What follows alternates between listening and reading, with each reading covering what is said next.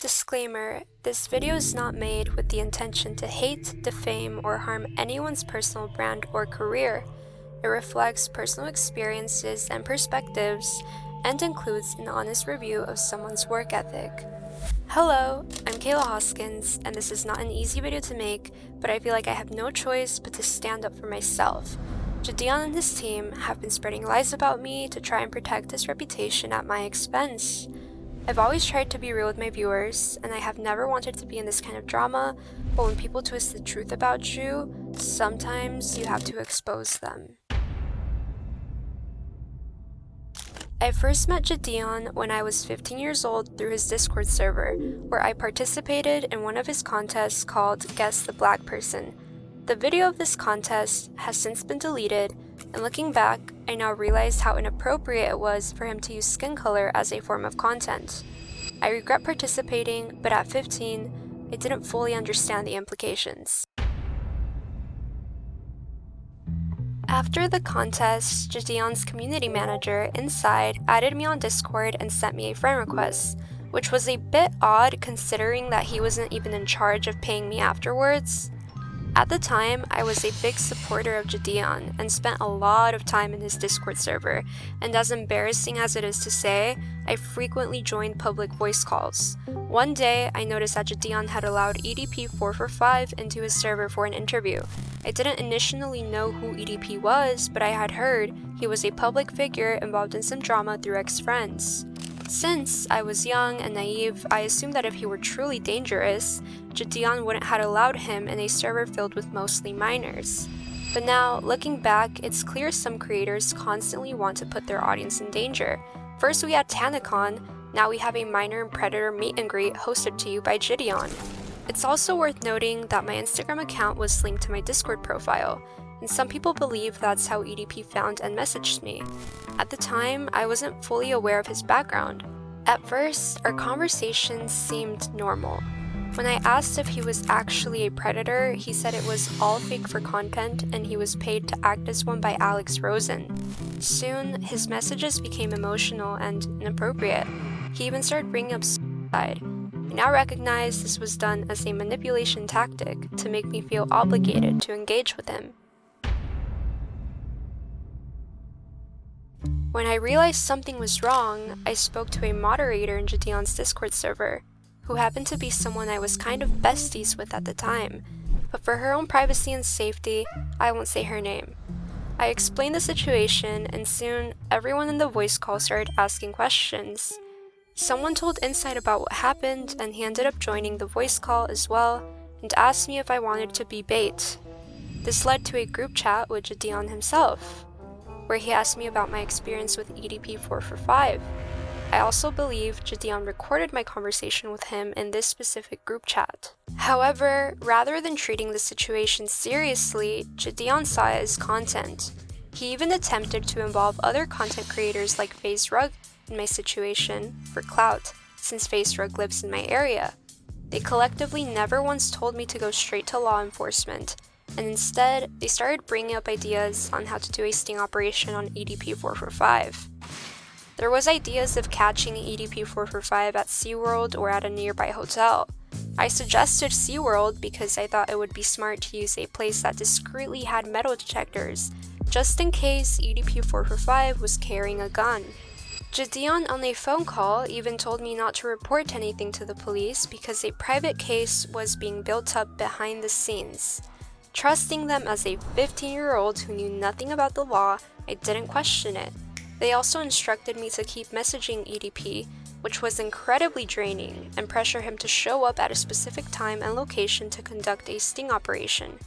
I wasn't allowed to report anything to the cops until the day of the sting, which also happened to be on my birthday. And let me just tell you, it was the most awkward birthday ever. Having to talk to two very conservative male cops who were breathing incredibly hard and heavy while reading the text between EDP445 and I was definitely not on my bucket list for my birthday. I now realize the reason they waited was to prevent their content from being ruined or interfered with. Eventually, I was given permission to post my own video about EDP445 to raise awareness about my situation and expose him as a babysitter. The video gained attention within 3 weeks, receiving a lot of mixed reactions. However, JiDion and his community manager inside were mad at this. His mods in his Discord server even started shading me, and a mod by the name of Raichi called me a clout chaser. JiDion even charged people $70 for his own EDP video, which I had advised him not to do over iMessage, and if he was really in need of money, to post it on YouTube or an alternative platform to double the money. Yet he ignored me and left my message on read. To overcome this, I livestreamed on my Discord server twice the EDP video JiDion made so that people wouldn't spend $70. And I'd like to clarify that the only money I ever made was from my own YouTube channel and certain interviews I did. Following this controversy, JiDion suddenly turned to God and started doing Bible study streams, all while wearing t-shirts that said Raw Dog, which directly was a contradiction as it seemed to mock religion while simultaneously promoting lust. On a personal level, I also know JiDion is not a Christian, since on a phone call we talked about manifestation when we were on good terms, and manifestation directly goes against Christianity. Meanwhile, Inside began spreading false information about me to protect JiDion's reputation. He even lied in YouTube comment sections of other creators' videos. When I confronted him about it, he deleted his comments. Another YouTuber by the name of Plubius also confronted him, and all Inside did was switch up the story time and time again. For anyone considering trusting Inside, please keep in mind this man lies about his income on X, so he's not a reliable source at all. JiDion has since left his own Discord server, which is suspicious, and he now spends time with Alex Rosen, who is known for repeatedly using the N-word despite not being a person of color, and who also just got arrested for trespassing and public disorder. JiDion also follows Kanye West fan pages, and I'm guessing that's his inspiration since they both use God to run away from accountability. JiDion also admitted he would still work with Mr. Beast even after the Chris Tyson drama. And just to be straightforward, would I do content with Mr. Beast in the future? Yes, I'm not gonna sugarcoat it. Yeah, I would. Whenever they ask me to do a video, I would hop in the video because I genuinely enjoy being in their video. Which says a lot about him because a person who claims to hate predators wouldn't associate themselves with a YouTuber who once supported one, which clearly shows us yet again that the clout and money is more important. If I were to describe JiDion, I'd describe him as a fake and greedy person. I won't diagnose someone since I don't have the qualifications to do so, but he very well has the tendencies to be a sociopath since he feels absolutely no remorse for mocking and using religion. The times we called, he would even start telling me how much he hated Jake and Logan Paul, which was odd because don't you pretend to be on good terms with them online? Just saying, people with sociopathy tend to use other people as stepping stones.